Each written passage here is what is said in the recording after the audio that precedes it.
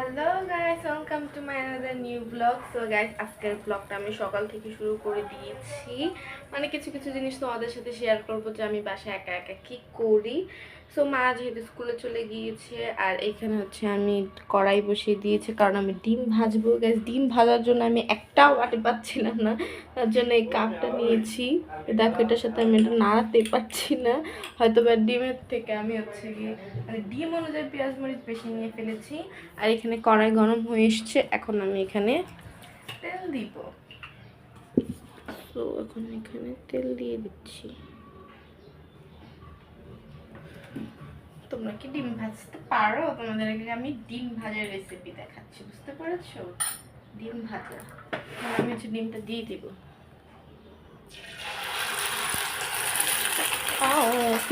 Cities না এরকম করে দিব যাতে বড় হয়। আমি ফার্স্টে আঁচটা কমিয়ে দিই চুলার।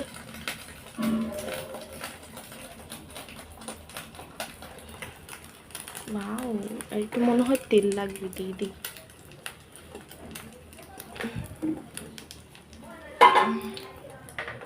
গাইস, আমার ছোটবেলার থেকে ডিম ভাজা অনেক বেশি ফেভারিট আমার। আমি ছোটবেলায় আগে কি করতাম, দুটো ডিম ভেজে তো খেতাম। দিনে এমনও আছে আমি 4-5টা ডিম ভাজা খেতাম, ডিম সিদ্ধ করে খেতাম। তার পাশাপাশি এমন হয়েছিল যে ডিমের সাথে জল মিক্স করে তারপর ডিম দিতে খেতাম যাতে ডিম বড় হয়। মানে এই যে এগুলো এরকম করে ছড়াই দিতাম, বাট এখন আর সেগুলো কাজ করে না। বাট ডিম ভাজা এখনো আমার অনেক ফেভারিট। আর হচ্ছে এখানে চা, একটুও গ্যাস নেই, তার জন্য সিলিন্ডার ইউজ করতে হচ্ছে। চা তারপর গরম করব, ডিমটা ভেজে তারপর তোমাদের সাথে নাস্তাটা নিয়ে আমি দেখা করছি। গাইস, এখন আমি নাস্তা করে দেন তোমাদের সাথে আমি কি করি সকালবেলা ছোট ছোট অনেক কিছু শেয়ার করবো। নাস্তাটা আগে শেষ করে দিই কারণ 10টা 10:30 বেজে গিয়েছে। আমার রাত্রে কাহিনী অনেক ঘুমিয়ে আসে, আমি তাকিয়ে থাকি। মানে আমি রাত্রে ঘুমাই না, সারাদিন ঘুমাই। এখন 10:30 বেজে গিয়েছে, এখন নাস্তাটা সারবো, দেন তোমাদের সাথে আমি পরে আরো কিছু শেয়ার করবো। গাইস, জবা বাসায় চলে আসছে আর জবা নিয়ে আসছে বার্গার খাবে। আর আমি গাইস আমলা হয়ে যাচ্ছি। খাও, বার্গার খাও। Wow, yummy.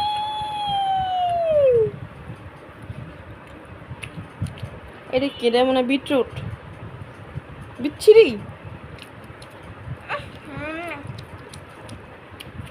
বিচ্ছিরি খেতে না। গাইস, পার্সোনালি বিটরুট আমার খেতে ভালো লাগে না, বাট বিটরুট কিন্তু স্বাস্থ্যের জন্য অনেক ভালো। মমি এসেছি।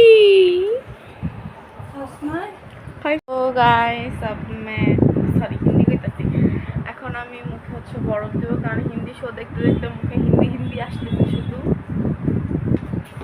ঠান্ডা বরফ বসছি আমি।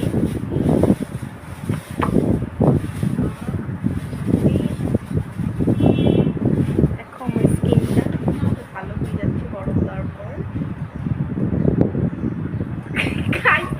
আমার মা আমার দিকে তাকায় আছে, দেখতেছে মাইয়া দমনি খালি দেখতেছি। ঘরের কাম একটু পরে খালি যদি না করো তা দিয়া বাই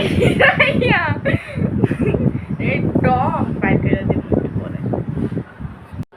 গাইস, এই যে বরফ খসার পর আমার চেহারাটা ঠান্ডা লাগছে। নমস্কার সুদীপ্তা, আমার নাম কল্পনা দাস মল্লিক, আমি জলপাইগুড়ি ইঞ্জিনিয়ারিং কলেজ। তো গাইস, এখন আমি হচ্ছে জাম খাবো সংসারিক আর্থিক অবস্থার পর লবণ দিয়ে। এবার স্বামী ভারী কাজ করতে পারে না, স্বামীর হার্টের সমস্যা, লবণই তো বলে না। হার্টে ব্লক হয়ে গেছে, ভারী কাজ করতে পারে না।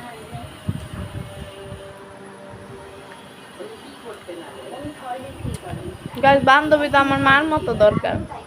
দেখেন কত শাক দিয়ে গেছে আমার মার বান্ধবী আমার মারে। এই যে আমার মা, মা তাকাও। স্নান করেছি আর এখানে আমার মা রান্না করেছে। হচ্ছে কচুরমুখী দাঁড়া দিয়ে চিংড়ি দিয়ে লাঞ্চ করবো আর ব্লগে